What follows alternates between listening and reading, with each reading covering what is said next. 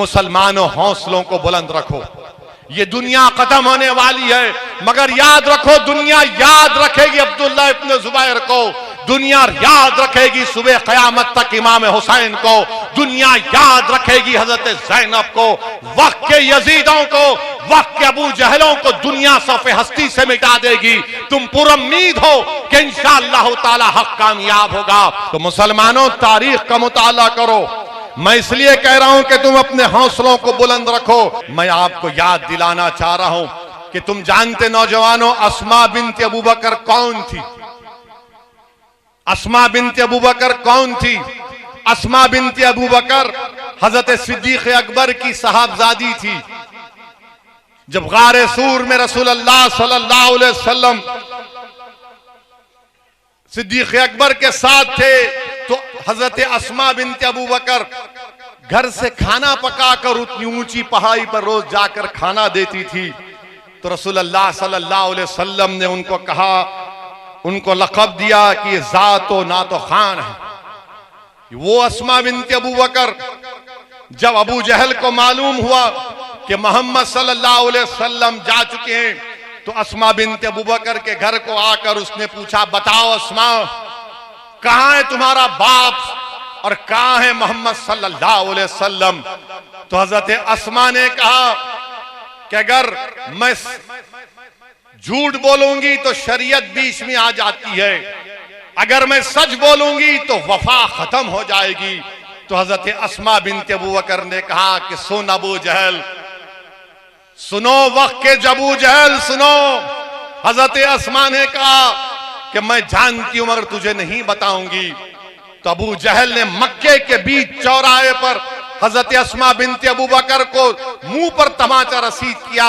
हजरत अस्मा bint Abu बकर के कान में बाली थी, कान कट गया, खून निकलना शुरू हुआ, मगर वो फिर उस दिन अपने कान को कपड़ा लगाकर जब गारे सूर में अपने वालिद और रसूलुल्लाह सल्लल्लाहु अलैहि वसल्लम को उन्होंने खाना दिया, तो सिद्दीक अकबर ने अपनी बेटी से पूछा कि बेटी ये कपड़ा हटाओ, तुमने कपड़ा अपने मुंह पर क्यों लगा लिया?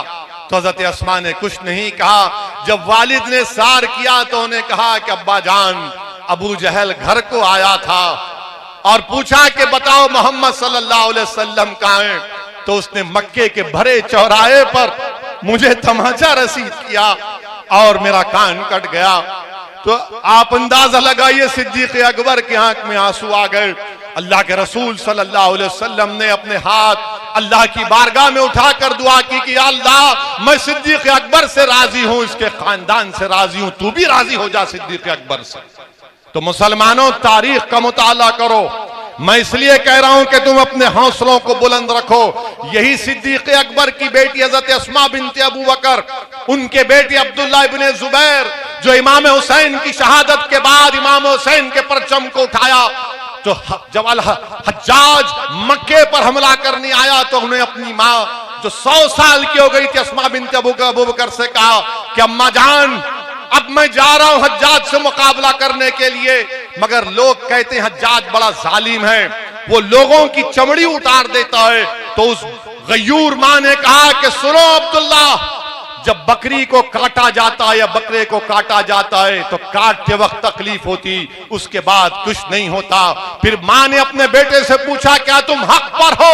तो बेटे ने कहा हाँ मां मैं हक पर हूं। तो मां ने कहा जा मेरे बेटे, अपनी जान को मोहम्मद सल्लल्लाहु अलैहि वसल्लम के दीन पर कुर्बान कर दे।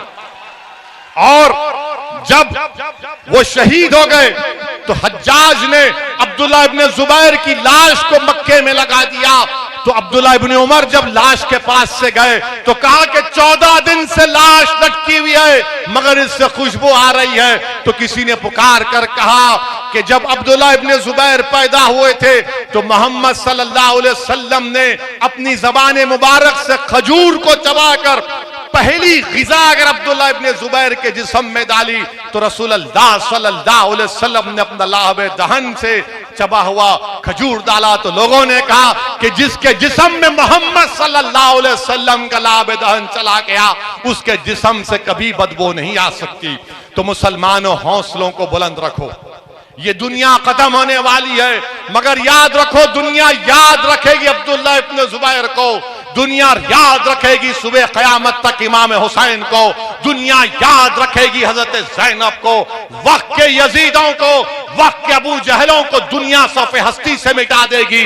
तुम पुरुम्मीद हो कि इंशाअल्लाह ताला हक कामयाब होगा। मेरी आपसे गुजारिश है कि मंजिल के लिए काम करिए। हमारी